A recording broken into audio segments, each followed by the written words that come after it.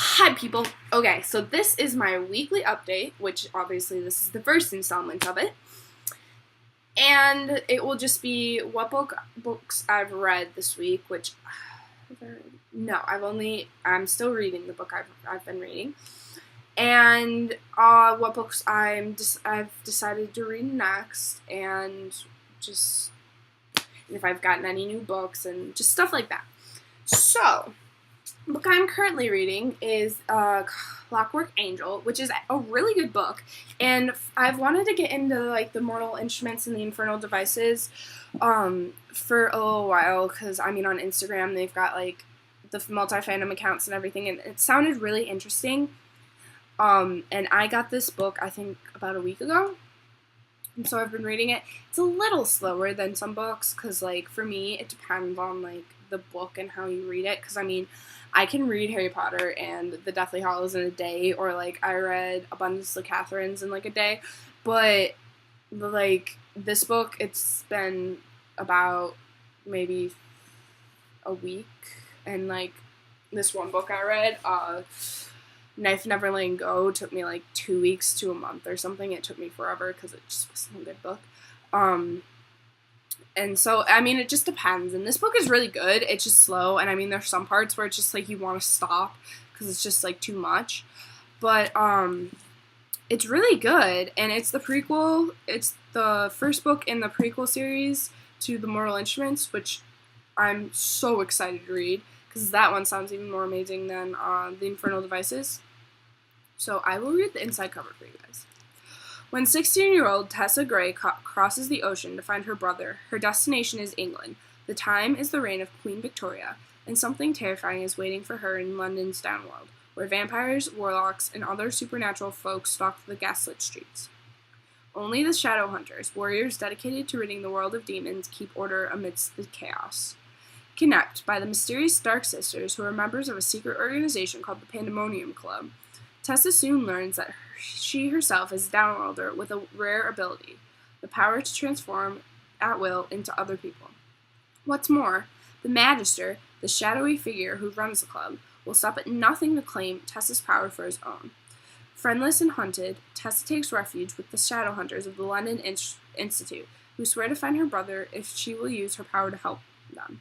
She soon finds herself fascinated by and torn between two best friends, James, whose fragile beauty hides a deadly secret, and Blue-Eyed Will, whose caustic wit and volatile moods keep everyone in his life at arm's length. Everyone, that is, but Tessa. As their search draws them deep into the heart of an arcane plot that threatens to destroy the Shadowhunters, Tessa realizes she may need to choose between saving her brother and helping her new friend save the world, and that love may be the most dangerous magic of all. So, this book is really good. What page am I on? I am on page 413 of 476. So I've got about 50-60 pages left. It's really interesting, and there was just like a couple plot twists in it, and it was really cool because it was just like these random it's like completely end a book. That dude's not the Magister, this dude's the Magister, and this is Jem's secret, and it's like completely random and weird, and it's like, I don't know, it's really cool though because it's like random plot twists. I like random plot twists most of the time, and I like it. It's really good, and so I'll probably finish it like today or tomorrow or something. Hopefully before I go back to school, which I go back to school on Monday. It's a good book. So, next I will be reading Rainbow Rowell's Attachments, which I love Rainbow Rowell so much, and I actually got my friend who hates reading hooked on Rainbow Rowell, which I am so excited about.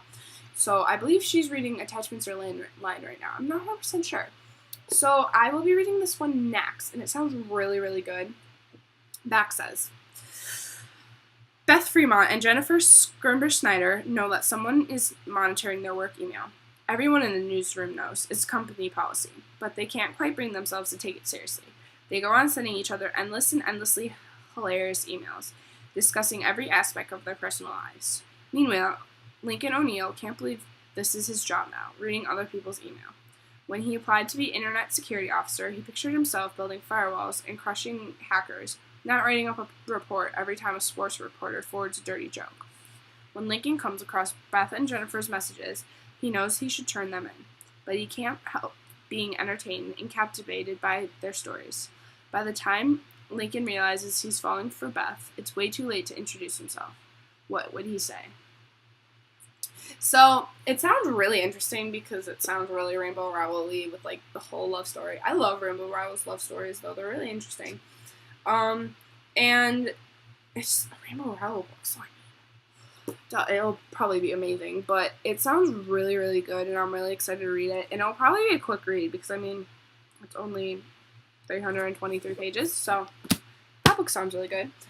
And then this book I picked up, it is A Thin Dark Line by Tammy Hogue, and I picked this up for like, I don't know if it was like $1 or $2 at a library sale in Wisconsin, and it sounds really, really good, and it's like a thriller horror movie, or not movie, but book, and I love those books. I don't even know why, it's really weird.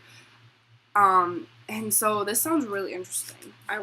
And I've like never heard of this book, so that's really cool too. I'll read the inside. From New York Times bestselling author Tammy Hogue comes a taut, terrifying thriller, as chilling as night sins, as nerve-shattering as guilty as sin. When murder erupts in a small southern town, Tammy Hogue leads readers on a frightening journey to the shadowy boundary between attraction and obsession, law and justice, and exposes the rage that lures people over. A thin, dark line. Pamela Bitchin's killer is free, the case against him dismissed on a technicality.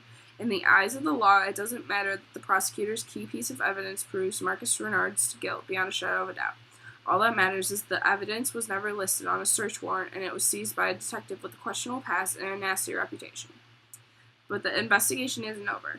Not for Cajun cop Nick Forcade, who stands accused of planting the evidence. He stepped over the line before, and this case could push him over on the edge. His overs are to move on, but his obsession fills his mind with the nightmare images of Pamela Bitchin's agonizing death, of Marcus Renard's arrogant triumph, and of his own capacity for exacting vengeance. Deputy Annie Broussard can't walk away from the homicide either. She found the body. She still hears the phantom echoes of dying screams, still feeling the shadow of a woman taken by violence and denied justice.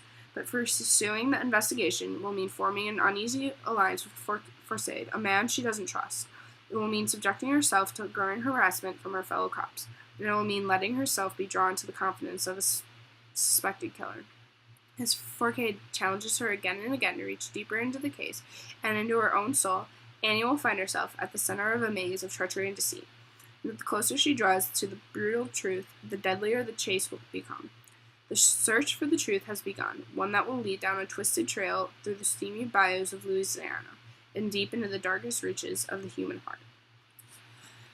That sounds really good, and it's like a thriller, mystery, something. I don't even know, and it's pretty big. I don't know how many pages it is. 500 pages, pretty much. So it'll probably be lots of reading, and it'll probably take a little while. It seems like a slow book. Might not be a slow book, who knows?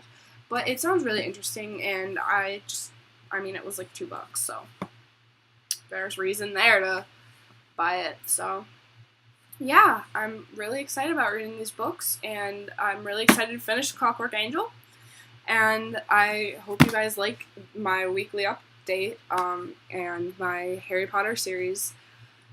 And make sure to comment books you would like me to read and discuss, and like and subscribe. So see you guys later. Bye.